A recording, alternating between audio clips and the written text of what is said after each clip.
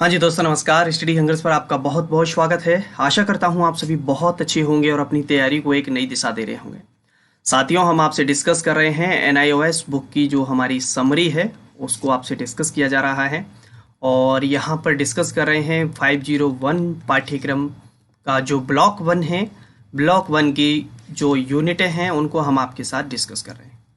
Block 1 में 4 unit हैं। Already इसकी 3 यूनिट हम आपके साथ डिस्कस कर चुके हैं और आज हम डिस्कस करने वाले हैं इकाई 4, जिसका नाम है प्रारंभिक शिक्षा के सार्वत्रिकीकरण की संगठनात्मक संरचना। तो चलिए जानते हैं कि आज किन किन टॉपिकों पर हम आपसे चर्चा करने वाले हैं उनके बारे में। राष्ट्रीय स्तर पर प्रारंभिक शिक्षा की संगठनात्मक संरचना, यानी कि हम चर्चा करने वाले हैं आपसे एनसीईआरटी के बारे में। और इसके बाद हम इसी में एनसीईआरटी की भूमिका के बारे में जानेंगे और एनसीईआरटी के क्या क्या कार्य हैं इसके बारे में जानेंगे। राज्य स्तर पर प्रारंभिक शिक्षा की संगठनात्मक संरचना के बारे में बात करें तो जहां पर सेंट्रल लेवल पर, नेशनल लेवल पर जो काम करते हैं वह एनसीईआरटी करती है, और स्टेट लेवल पर जहां बोर्ड में जो काम करती है वह एससीईआरटी करती है। तो एससीईआरटी के बारे में जानेंगे, वहीं एसआईईएमटी के बारे में जानेंगे, और जिला स्तर की जो संस्थाएं हैं जैसे कि डाइट, इसके बारे में जाना जाएगा, बीआरसी के बारे में जाना जाएगा और सीआरसी के बारे में जानेंगे। तो ये आज के हमारे टॉपिक हैं, इनके ऊपर हम डिटेल में चर्चा करने वाले हैं आपसे। चलिए स्टार्ट करते हैं। चलिए कुछ बेसिक बातें हैं उनको जानते हैं। प्रारंभिक शिक्षा के विभिन्न आयामों में उत्कर्ष प्राप्त करने के लिए मानव संसाधन विकास मंत्रालय एमएचआरडी। देखिए एक चीज यहाँ पर मैं बताऊं, अच्छा इंपॉर्टेंट क्वेश्चन है कि मानव संसाधन जो विकास मंत्रालय हुआ करता था, इस मंत्रालय का नाम बदलकर अब कर दिया गया है शिक्षा मंत्रालय। कौन सा मंत्रालय कर दिया है? शिक्षा मंत्रालय। मानव संसाधन विकास मंत्रालय हुआ करता था, वह अब जब तीसरी शिक्षा नीति लागू हुई तभी कह दिया गया कि अब इस मंत्रालय को शिक्षा मंत्रालय के नाम से जाना जाएगा। भारत सरकार ने देश में प्रारंभिक शिक्षा के गुणवत्ता सुधार करने के दायित्व का विकेंद्रीकरण किया है। राष्ट्रीय स्तर पर जो यह कार्य करेगी वह संस्था बताई इन्होंने एनसीईआरटी, और राज्य स्तर पर जो संस्था कार्य करेगी उसके लिए एससीईआरटी, डिस्ट्रिक्ट लेवल पर काम करेगी उसके लिए डाइट है, और ब्लॉक लेवल पर काम करेगी वह बीआरसी है, और संकुल लेवल पर जो कार्य करेंगी वह सीआरसी है।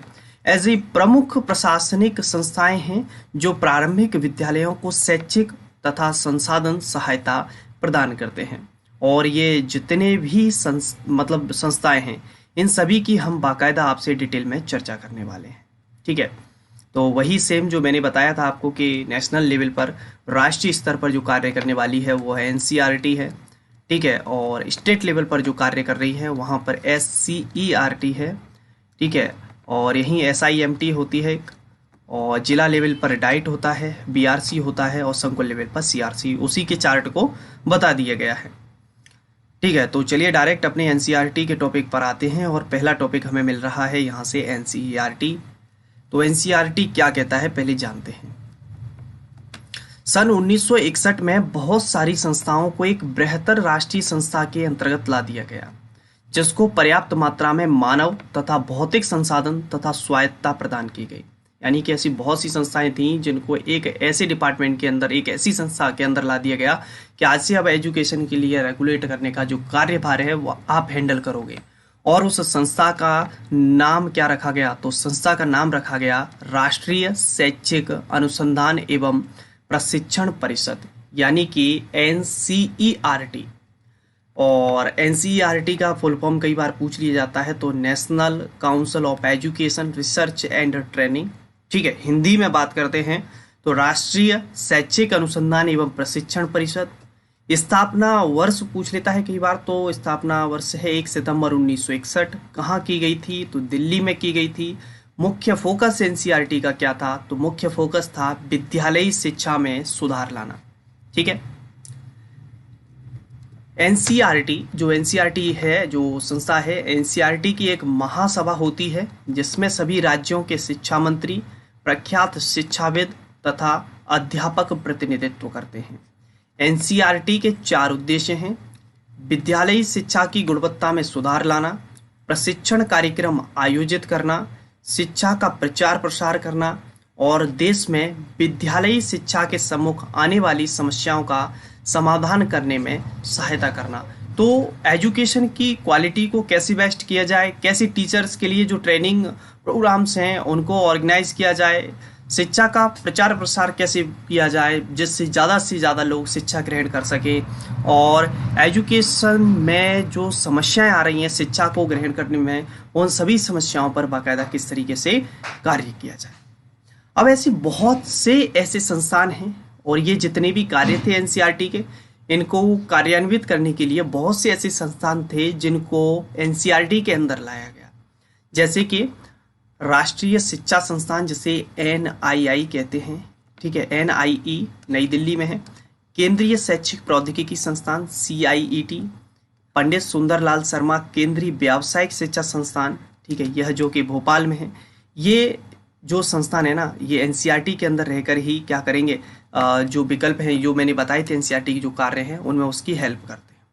और एक और है इसके अंदर क्षेत्रीय शिक्षा संस्थान जो कि अजमेर, भोपाल, भुवनेश्वर, मैसूर और शिलांग में है, ठीक है। तो ये पूछा जा सकता है, तो इसको याद रखें आप।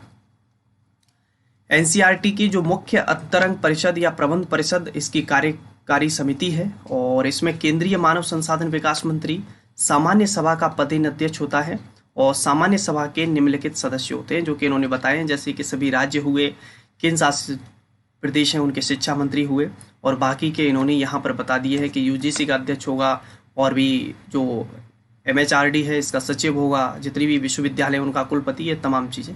हालांकि इतना ज़्यादा इम्पोर्टेंट नहीं है, ठीक है। बात आती है कि एनसीईआरटी की भूमिका, क्या काम है एनसीईआरटी का। तो एनसीईआरटी की यदि हम भूमिका की बात करें तो सन 1961 में भारत सरकार ने केंद्र सरकार तथा राज्य सरकारों को शिक्षा संबंधी नीतियों को लागू करने में सहायता करने तथा सलाह देने के लिए एनसीईआरटी की क्या कर दी, स्थापना कर दी। इसका विशेष उद्देश्य या संबंध विद्यालयी शिक्षा में गुणात्मक सुधार लाना तथा अध्यापक तैयार करना था। तो जो स्कूली एजुकेशन है उसमें किस तरीके से क्या किया जाए, क्वालिटी किस तरीके से डेवलप की जाए, और मतलब जो अध्यापक हैं उनको तैयार करने के लिए काम करेगा। समय के साथ यह परिषद एक अद्वितीय रूप धारण कर चुकी है जिसमें निरंतर बढ़ते ऐसे क्रियाकलाप संपादित किए जाते हैं जिससे भारत में विद्यालयी शिक्षा काफी हद तक क्या हुई है, प्रभावित हुई है। चलिए, तो देखिए खासकर जो, वैसे तो इसमें बहुत सा डाटा है पर जो खासकर हमारी जो मेन डिटेल होती है, समरी का मतलब यही हुआ कि जो इम्पोर्टेंट फैक्ट्स हैं हम उन पर ज़्यादा फोकस करें, ठीक है। तो इसलिए स्पेशली मैं उन्हीं पॉइंट्स को ज़्यादा कवर करता हूं जो हमारी परीक्षा की दृष्टि से महत्वपूर्ण है। बाकी का रहा रीडिंग के लिए, तो आप क्या कर सकते हैं अपने स्तर पर, इसकी जो पीडीएफ है इजीली एनआईओएस की वेबसाइट पर पूरी की पूरी पीडीएफ अवेलेबल है, तो आप जाइए वहाँ से। अगर आप चाहते हैं कि हमें तो पूरा A to Z एक एक अक्षर पढ़ना है तो बिल्कुल आप पढ़ सकते हैं वहाँ पर, ठीक है। बाकी का समरी पढ़ना है तो उसके लिए आप ये देख सकते हैं। एनसीईआरटी के कुछ विशिष्ट कार्य हैं जो कि निम्नलिखित हैं, चलिए जानते हैं। राष्ट्रीय पाठ्यचर्या रूपरेखा को लागू करना, ठीक है, एनसीएफ जो होता है नेशनल करिकुलम फ्रेमवर्क, इसको लागू करने का काम। प्रारंभिक शिक्षा का सार्वत्रिकीकरण, अभी बहुत से लोग तो यही सोच रहे होंगे कि हमें सार्वत्रिकीकरण का अर्थ ही नहीं बताया आपने, तो धैर्य रखिए, थोड़ा सा 2 मिनट और इंतजार करिए, क्योंकि मैं चाह रहा हूं कि एनसीईआरटी सार्वत्रिकीकरण अभी जहां आए उसी जगह पर आपको इसको और डिटेल में एक्सप्लेन कर दिया जाए। उसने बताया है सार्वत्रिकीकरण के बारे में, ठीक है, अभी डिस्कस करेंगे आगे। व्यावसायिक शिक्षा प्रदान करना, ये जितने भी कार्य हम किसके जान रहे हैं, एनसीईआरटी के। विशेष आवश्यकता वाले बच्चों की शिक्षा, पूर्व बाल्यकाल शिक्षा, मूल्यांकन एवं परीक्षा सुधार, मूल्य शिक्षा, शैक्षिक प्रौद्योगिकी, पाठ्य पुस्तक, कार्य पुस्तिका, अध्यापक निर्देशिका, संपूरक अध्ययन सामग्री तैयार करवाना, अध्यापन अधिगम सहायक सामग्री का विकास, बालिकाओं की शिक्षा, प्रतिभा की पहचान तथा उसको पोषित करना, निर्देशन तथा परामर्श, अध्यापक शिक्षा में सुधार, अंतर्राष्ट्रीय संबंध, ये तमाम विशिष्ट कार्य हैं किसके, एनसीईआरटी के। ये विशिष्ट कार्य हो गए। तो अब आते हैं एनसीईआरटी के वही कार्य जो सेम अभी ऊपर पॉइंट डिस्कस किए थे, उनको आप देख सकते हैं। नई नई चीज़ों पर किस तरीके से रिसर्च की जाए, इस चीज़ पर फोकस किया जाता है, क्योंकि उसके नाम में बाकायदा है NCERT, national council of education research and training. तो रिसर्च बाकायदा इसका मुख्य भाग है और दूसरा इधर ट्रेनिंग भी इसका मुख्य भाग है, ठीक है। अगला विकास यह शैक्षिक प्रौद्योगिकी का विकास करती है, जिसमें शैक्षिक सहायक सामग्री तथा मूल्यांकन प्रविधियां तथा अन्य तकनीक सम्मिलित होती हैं। सेवा पूर्व तथा सेवाकालीन प्रशिक्षण, अभिमुखीकरण, अध्ययन खोज तथा सर्वेक्षण, जो सेम बात अभी ऊपर लगभग डिस्कस की थी वही चीजें हैं इसके अंदर, कोई ऐसी नई चीज नहीं है। और आप आगे चलकर लगभग देखेंगे कि ये जितनी भी संस्थाएं हैं उनके कार्य लगभग एक दूसरे से 60% तक लगभग मिलते हैं। कुछ पॉइंट्स हैं जो कि अलग अलग हैं, क्योंकि भाई शिक्षा के क्षेत्र में कार्य कर रहे हैं तो बस ये हो जाएगा कि एनसीईआरटी जैसी जो कार्य कर रही है ना वो नेशनल लेवल के लिए कहा जाएगा, और जब सेम पॉइंट्स आएंगे वो एससीईआरटी के लिए आएंगे और कह दिया जाएगा कि यह जो कार्य करेगी वो स्टेट लेवल पर काम करेगी। क्लियर है ना बात। और वहीं डाइट की बात आएगी तो डाइट का कह दिया जाएगा कि क्या है ये जिला लेवल पर, और वहीं ब्लॉक बीआरसी की उसकी बात आएगी तो ब्लॉक लेवल पर, वो सीआरसी संकुल लेवल पर। तो चीज़ें वही हैं, एजुकेशन के लिए कार्य सभी संस्थाएं वही करती हैं, बस फर्क इतना सा हो जाता है कि सब अपने अपने लेवल पर कार्य करती हैं।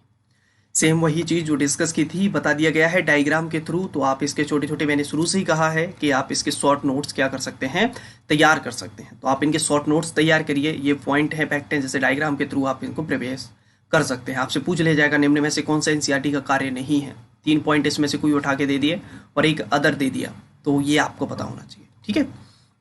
अंतर्राष्ट्रीय भूमिका है बाकायदा, क्योंकि एनसीईआरटी विद्यालय शिक्षा से संबंधित अंतर्राष्ट्रीय एजेंसियों से समन्वय कोऑर्डिनेशंस करती है, और अंतर्राष्ट्रीय एजेंसियों जैसे कि यूनेस्को, यूनिसेफ, विश्व बैंक इत्यादि एनसीईआरटी के साथ विभिन्न परियोजनाओं पर भी कार्य कर रहे हैं। तो कोई छोटी मोटी संस्था नहीं है अपने आप में एनसीईआरटी। ठीक है।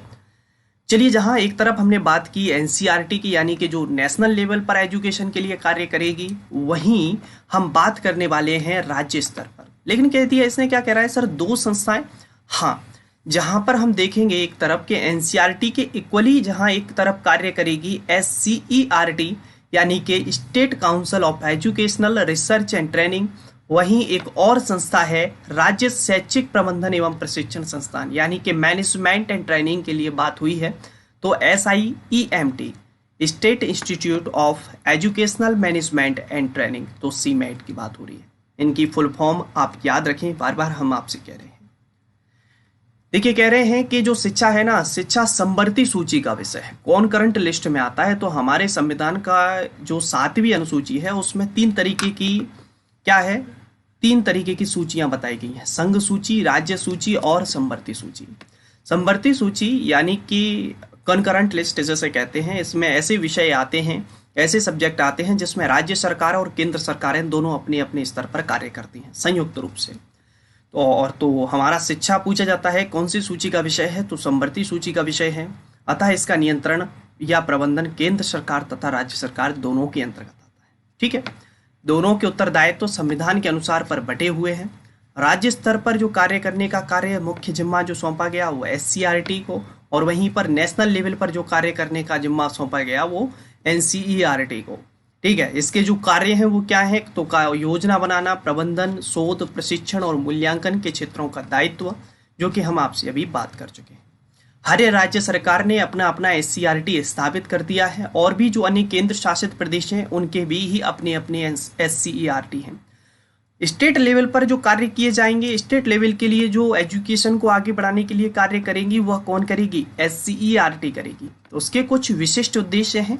जिस प्रकार हमने बात की थी एनसीईआरटी के विशिष्ट उद्देश्य, उसी प्रकार हम आपसे बात कर रहे हैं एससीईआरटी के विशिष्ट उद्देश्य, जैसे कि सेवाकालीन शिक्षा विभाग। अच्छा, ये बताया है कि ये इसके अंदर विभाग कौन से हैं। ठीक है, तो विभाग बता दिए हैं, सेवाकालीन शिक्षा विभाग, प्रारंभिक अध्यापक शिक्षा विभाग, सार्वभौमिक प्रारंभिक शिक्षा विभाग, शैक्षिक शोध नीति परिप्रेक्ष्य तथा नवाचार विभाग, शिक्षा में सूचना प्रौद्योगिकी विभाग, परीक्षा तथा प्रशासन प्रकोष्ठ। कोई ज़्यादा खास नहीं लग रहा है। ठीक है, तो आप चाहें तो देख लेना, नहीं तो मेरे हिसाब से कोई ये पॉइंट इतना ज़्यादा खास नहीं है। बस ये पता होना चाहिए कि लगभग मतलब जो विभाग हैं वो कौन कौन से इसके अंदर आते हैं। ठीक है, चलिए, तो एससीईआरटी की भूमिका क्या क्या है, तो जो पॉइंट इंपोर्टेंट लगे मुझे, यह राज्य के माध्यमिक प्रशिक्षण विद्यालय और डाइट प्रशिक्षण महाविद्यालय, अध्यापक शिक्षा महाविद्यालय और उच्च अध्ययन संस्थानों का नियंत्रण और वह पर्यवेक्षण करती है। ठीक है, तो इनको किस तरीके से कंट्रोल करना है, किस तरीके से इनके लिए बाकायदा नियम कानून बनाने करने का जो भी जिम्मा है वो इसका है। यह राज्य सरकार को अध्यापकों, अध्यापक शिक्षक तथा अध्यापक शिक्षा संस्थानों के प्राधान्याचार्यों की नियुक्ति तथा स्थानांतरण करने के लिए राज्य सरकार को क्या भेजती है? प्रस्ताव भेजती है। अध्यापकों के सेवाकालीन प्रशिक्षण के लिए वित्त की व्यवस्था करती है और उसे मॉनिटर करती है। जो पैसे के लिए फंड जुटाना है टीचरों के लिए, उसका कार्य किया जाता है। प्राथमिक स्तर की पाठ्यचर्या का अध्ययन करती है और उसे संशोधित करती है और यही कार्य नीति तैयार करती है। तो प्राइमरी लेवल पर जो पाठ्यचर्या है उसमें क्या क्या सुधार करने की आवश्यकता है, क्या क्या उसके लिए सामग्री तैयार की जाए, यह कार्य किया जाता है। और यह मिनिमम लर्निंग लेवल जो होता है, न्यूनतम अधिगम स्तर के विषयों में अध्यापकों को क्या करती है? अवगत कराती है। ठीक है, और भी तमाम ये छोटे छोटे इसके कार्य हैं, तो आप देख सकते हैं। यह विद्यालयी शिक्षा के विभिन्न पक्षों पर शोध अध्ययन संचालित करती है और विद्यालयों की शोध परियोजनाओं के लिए वित्तीय सहायता करती है। ठीक है, हालांकि ये जो टॉपिक जब मैंने पढ़ा था ना, तो बड़ा बोरियत सा फील हो रहा था इसमें कि इसमें कोई ढंग की चीज़ ऐसी लग नहीं रही, क्योंकि सब चीज़ें लगभग इक्वली आ रही हैं और मतलब कुछ मज़ा ही नहीं आ रहा है। तो कुछ कुछ वीडियोस, कुछ कुछ टॉपिक ऐसे हैं भाई, नहीं है उसमें कुछ ऐसा इंटरेस्टिंग, तो क्या कर सकते हैं। है तो है, बोरियत तो पढ़ना तो पड़ेगा ही, है ना। बाकी की आपकी चॉइस है, छोड़ दो, स्किप कर लो, और क्या कर सकते हो। ठीक है, एससीईआरटी की निम्नलिखित प्रकारें संपादित करती है। पाठ्यचर्या संशोधन तथा पाठ्य पुस्तकों का पुनरीक्षण या समीक्षा। देखिए जो सेम कार्य है, लगभग मैं ये बात शुरुआत में कह चुका हूँ आपसे। कार्यशालाएं चलाना, सेवा पूर्व और सेवाकालीन प्रशिक्षण, समग्र गुणवत्ता प्रबंधन, टोटल क्वालिटी मैनेजमेंट की अवधारणा पर विशेष बल देती है। ठीक है, अगला है निर्देशन।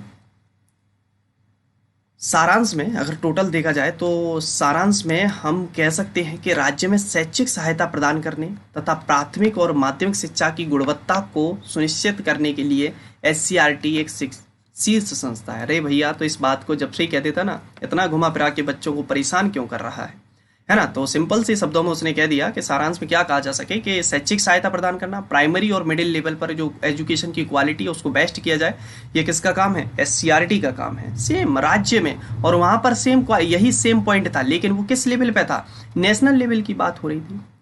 अब एक और संस्था मैंने आपको बताई थी, SIEMT।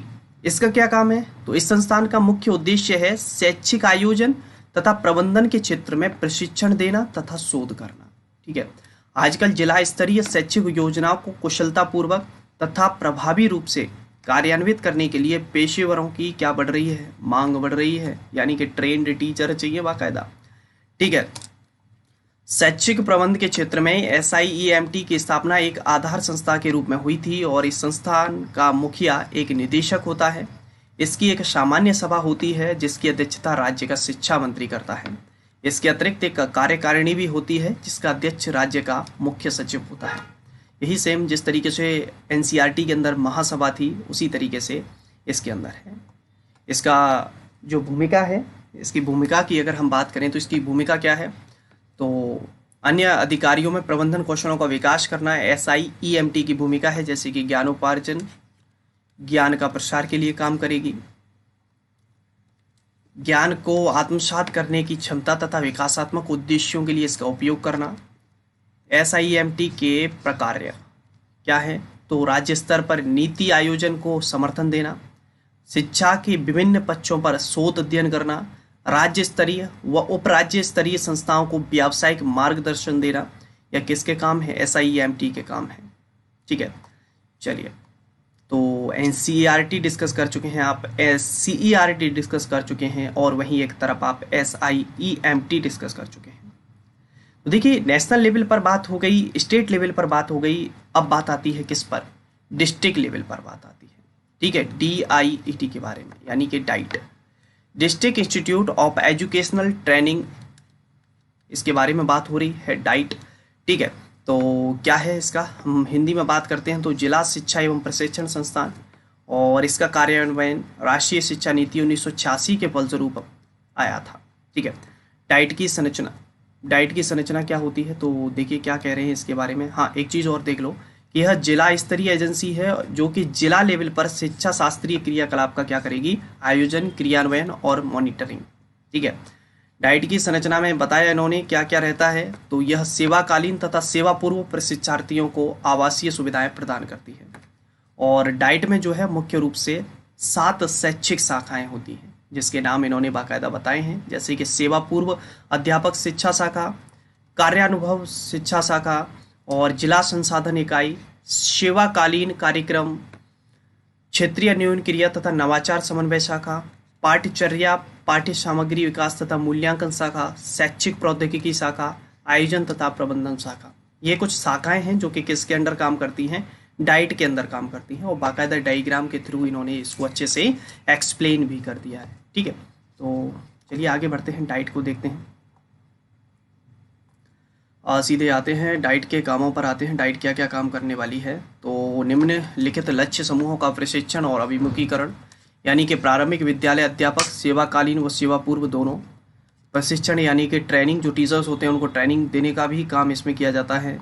ठीक है, और चलिए कुछ ज़्यादा कुछ खास काम नहीं है, यानी कि जो डिस्ट्रिक्ट लेवल पर जो भी एजुकेशन से रिलेटेड जो भी कार्य संपादित किए जाएंगे वो किसके थ्रू किए जाएंगे, डाइट के थ्रू किए जाएंगे। ठीक है, जैसे कि डाइट को क्रियाशील बनाने के लिए कार्य संपादित कर सकें, जैसे कि डाइट को अतिरिक्त भौतिक सुविधाएं जैसे कि भवन आदि, शैक्षिक सामग्री, सहायक सामग्री, उपकरण, अतिरिक्त योग्य अध्यापक शिक्षक, स्वायत्तता, अधिकारियों को प्रशिक्षण तथा वित्तीय अनुदान प्रदान किया जाता है, यानी कि जिससे क्या हो सके, जो डाइट हैं वो क्या हो सकें, थोड़ी सी और अच्छे से डेवलप हो सकें। तो जहां एक तरफ एजुकेशन में काम कर रही थी डाइट डिस्ट्रिक्ट लेवल पर, वहीं देखेंगे आपके एक स्तर पर काम करने वाली हैं, ब्लॉक लेवल पर जो काम करने वाली हैं, वह संस्था काम करेगी आपकी कौन सी, बीआरसी। तो डाइट्स को शिक्षा की गुणवत्ता बढ़ाने तथा जिला स्तर पर शैक्षिक क्रियाकलाप की गति को तीव्र करने का दायित्व तो सौंपा गया। वहीं खंड संसाधन केंद्रों यानी कि ब्लॉक रिसोर्स सेंटर्स, बीआरसी की स्थापना की गई, जिसका उद्देश्य है अध्यापकों और विद्यालयों को शैक्षिक मार्गदर्शन देना तथा विद्यालय स्तर पर गुणवत्ता सुधार क्रियाकलाप कार्यान्वित करना। तो आपसे अगर पूछा जाए कि बीआरसी का मेन रोल क्या है, तो इसका मेन रोल है, इसका मेन एम है अध्यापक और विद्यालयों को शैक्षिक मार्गदर्शन देना तथा विद्यालय स्तर पर गुणवत्ता सुधार क्रियाकलाप कार्यक्रम कार्यान्वित कर रहा है। अब देखिए ये पॉइंट ठीक है, एक जो खंड संसाधन होता है यानी कि बीआरसी होता है, वो एक खंड संसाधन केंद्र में 100 गांवों का एक समूह होता है। ठीक है, ये पॉइंट इंपोर्टेंट है, याद रख सकते हैं। और एक खंड संसाधन केंद्र के क्रियाकलाप का समन्वयन ब्लॉक शिक्षा अधिकारी करता है। ठीक है, जो ब्लॉक एजुकेशन ऑफिसर होता है, जैसे बीईओ कहा जाता है, जिसे तकनीकी सहायता दूसरे व्यक्ति जैसे कि डाटा एंट्री ऑपरेटर और बाकी के जो भी कनिष्ठ अभियंता, खंड समन्वयक, संसाधन अध्यापक आदि प्रदान करते हैं। ठीक है, तो खंड संसाधन केंद्र की भूमिका तथा प्रकार्य की बात कही जाए तो खंड संसाधन केंद्र अध्यापकों को प्रशिक्षण देता है, अध्यापक अधिगम सामग्री का निर्माण करता है, समुदाय को गतिशील बनाता है। चलिए, तो क्या कह रहे हैं, खंड संसाधन केंद्र अध्यापकों को प्रशिक्षण देता है, अध्यापन अधिगम सामग्री का निर्माण करता है और समुदाय को क्या करता है, गतिशील बनाता है। प्रारंभिक शिक्षा से संबंधित कोई भी सूचना खंड संसाधन केंद्र प्राप्त करता है, यानी कि ठीक है, प्राइमरी लेवल से रिलेटेड कोई भी चीज, अगर कोई भी इंफॉर्मेशन है तो उसको किसके पास आएगी, तो खंड संसाधन केंद्र के पास आएगी। उसके बाद वह कहाँ जाती है, जिला, तथा उसके बाद राज्य स्तरीय अधिकारियों को उपलब्ध कराई जाती है। ठीक है, तो आप समझ सकते हैं इसका बीआरसी का बहुत ज्यादा रोल होता है अपने आप में। प्रारंभिक विद्यालय अध्यापकों सभी प्रकार की शैक्षिक सहायता देने के लिए बीआरसी एक संसाधन केंद्र का कार्य करता है। इसके जो कार्य हैं खंड संसाधन केंद्र यानी कि बीआरसी के, वो जान लेते हैं। प्राथमिक विद्यालय को पर्याप्त स्थान और उपकरण प्रदान कराना, विद्यालयों की मरम्मत होनी है कहीं पर और आवश्यकता अनुसार यदि कुछ नए भवनों का निर्माण होना है वो भी कराया जाता है। विद्यालयों का ऐसा परिवीक्षण करना जैसे निर्धारित किया गया है, अपने क्षेत्र में अनिवार्य उपस्थिति को लागू करने के लिए उत्तरदायी होना, जहां भी संभव हो बच्चों के लिए मध्याह्न भोजन की व्यवस्था करना, बच्चों की पोशाक वर्दी की व्यवस्था करना, विद्यालय में जो उत्सव मनाए जाते हैं उसकी स्कूल लेवल पर जो भी गवर्नमेंट के द्वारा मतलब इंफॉर्मेशंस आती हैं उनको बाकायदा बताया जाना। ठीक है, और तमाम एनजीओ जो भी संचालित होते हैं उनके द्वारा मतलब एक तरीके से सहयोग करना और जो भी उनकी स्कीम्स हैं उनको बाकायदा बढ़ावा देना। ये काम जो होते हैं वो बीआरसी के होते हैं। जहां बीआरसी के काम खत्म हो जाते हैं वहीं एक तरफ हम बात करने वाले हैं सीआरसी के बारे में। क्लस्टर यानी कि संकुल 8 से 10 विद्यालयों के समूह को कहते हैं। जिसमें वहाँ कितने आ रहे थे बीआरसी में 100 और यहाँ 8 से 10, जिसमें विभिन्न संस्थाएं अपने संसाधनों, विशेषज्ञों, सामग्री, अध्यापन सहायक सामग्री इत्यादि का आदान प्रदान करके एक दूसरे को प्रबलित करते हैं और उनका उपयोग साझा रूप से करते हैं। सीआरसी के फुल फॉर्म की बात कही जाए तो क्लस्टर रिसोर्स सेंटर्स। सीआरसी की फुल फॉर्म क्या है? क्लस्टर रिसोर्स सेंटर्स, जो कि 8 से 10 महाविद्यालय जो होते हैं, स्कूल्स होते हैं, उनका एक ग्रुप होता है।